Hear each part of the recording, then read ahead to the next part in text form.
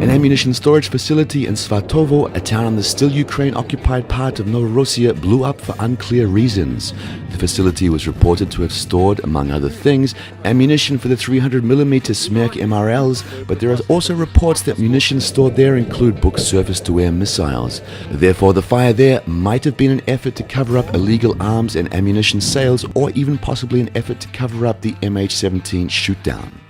After all, it is a well-established fact that UAF-booked systems were deployed to the front line during the war, and since the investigation of the MH17 catastrophe is still continuing, it may well be that the missile stockpiles had to be destroyed in order to conceal evidence that the Dutch investigators were looking for.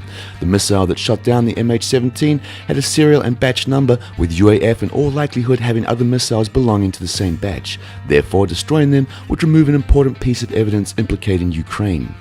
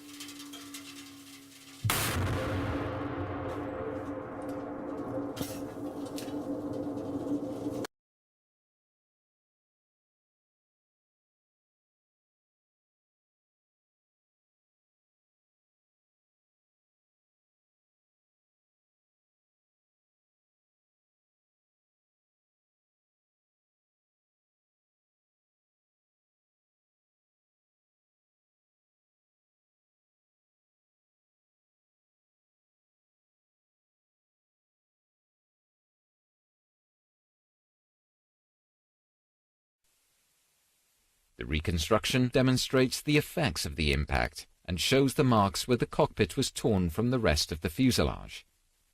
The high-energy objects that perforated the aeroplane were also found in the bodies of 3 crew members seated in the cockpit. The preformed fragments have distinctive shapes, cubic and bow-tie shaped, and were made of a ferrous metal.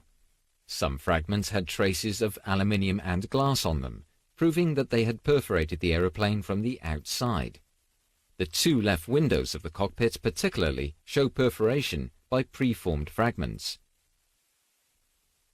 Many traces of explosives were found on pieces of wreckage. Also, certain traces of paint were found that match paint on parts of a missile that were recovered from the crash site, and missile fragments found in the cockpit and the left wing. The retrieved fragments and traces of paint point to a missile carrying a specific type of warhead and launched by a Buck surface-to-air missile system. During the investigation, a number of computer simulations were conducted. These support the surface-to-air missile scenario. The detonation of a 9N314M model warhead was simulated to calculate a point of detonation as well as the damage that could be expected. The warhead exploded on a location in space less than 1 cubic meter to the left of and above the cockpit, spraying its fragments in a characteristic radial circular pattern originating from the missile. These patterns match the damage found on the reconstructed forward section of the fuselage. Further proof of the detonation position was found in the last milliseconds of the cockpit voice recorder. This contained recordings of 3 crew microphones and an overhead microphone in the cockpit on separate channels. During the final milliseconds, these microphones recorded a sound peak.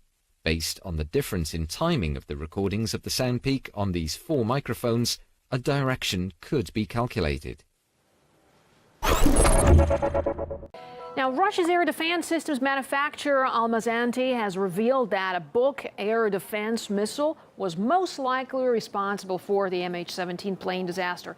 But it stressed the type believed to have been used is not part of the arsenal of the Russian armed forces.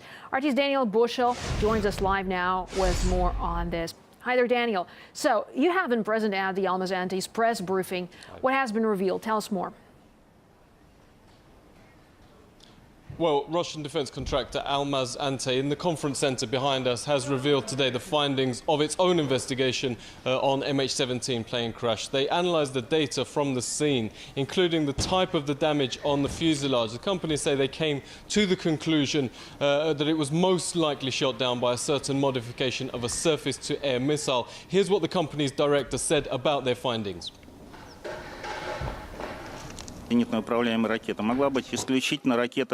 I hope we've managed to provide enough convincing evidence that if the Boeing was shot down by a surface-to-air missile, then it could only have been shot down by a 9M38M1 missile from a Buk M1 system.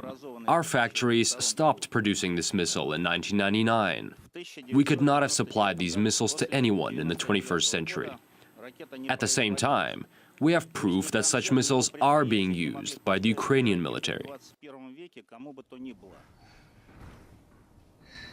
The company, however, stopped short of directly pinning the blame on the Ukrainian side, and there's been reaction to the company's revelations. The Ukrainian military has said they do possess this particular type of missile, but were not in control of the territory from which the missile is claimed to have been fired. Ukrainian anti-government forces, on their part, said that the territory was controlled by Kiev. Almaz-Antey adds it's ready to conduct an investigation and hand that over to the international investigators. Its data has already been passed to that investigation, which is due to be published later this year. Malaysian Airlines flight MH17 was brought down in July, killing all 298 people on board.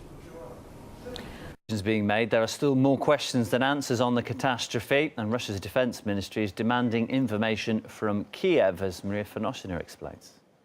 Russia wants to know why the Ukrainian authorities believe that the country's anti-government forces shot down the airplane, and while the country's opposition doesn't have an air force, why Kiev deployed surface-to-air missiles in the area. And Russia is also calling on Ukraine to release its records of the military tracking from the day of the tragedy, and questions have also been raised over why Kiev allowed the airliner to deviate from its course and fly over the battleground. These are the crucial issues that Russia's deputy defense minister believes Kiev should clarify for a better understanding of what caused the tragedy. I would like to express deep condolences to all people whose relatives were died in this crash. I don't want to use this opportunity to blame anybody. I just would like to raise a few questions to my colleagues from Armed Forces of Ukraine. While the investigation continues, accusations are being thrown from every direction to every direction, and everybody understands that it should be done very carefully, otherwise consequences could be very dramatic. But still we can see that there are more questions than answers in this tragic story.